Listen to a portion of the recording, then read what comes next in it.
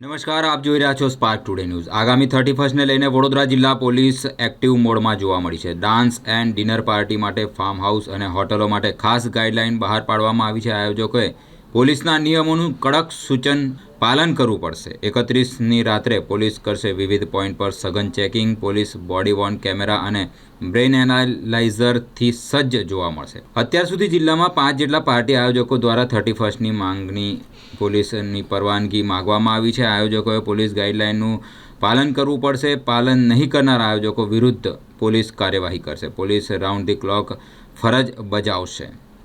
આયોજકોએ police ગાઈડલાઇનનું પાલન કરવું પડશે તેમ જિલ્લા પોલીસ દ્વારા જણાવવામાં આવ્યું। આગામી 31ના તહેવારની ઉજવણીના ભાગરૂપે વડોદરા ગ્રામ્ય જિલ્લા પોલીસ દ્વારા પૂરતી તૈયારી કરવામાં આવી છે, જેમાં પોલીસની અલગ અલગ ટીમો બનાવીને વાહન ચેકિંગની કામગીરી કરવામાં આવશે। ઉપરાંત એ વખતે પોલીસ દ્વારા બોડી વોર્ન કેમેરા તથા બ્રેથ એનાલાઇઝર સાથે નાકા પોઈન્ટો રાખીને ત્યાં વ્હીકલની ચકાસણી કરવામાં આવશે।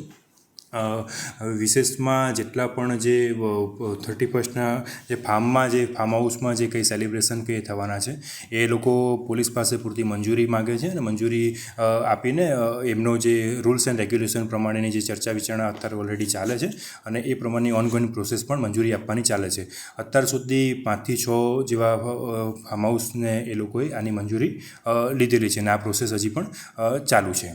હું વડોદરાની જનતાને અપીલ કરવા માગીશ કે આ તહેવાર શાંતિપૂર્ણ રીતે અને હર્ષોલ્લાસ સાથે આપ ઉજવો અને કોઈપણ જાતના કાયદાકીય ઘર્ષણમાં ના આવો એનું આપે ધ્યાન રાખવાનું રહેશે।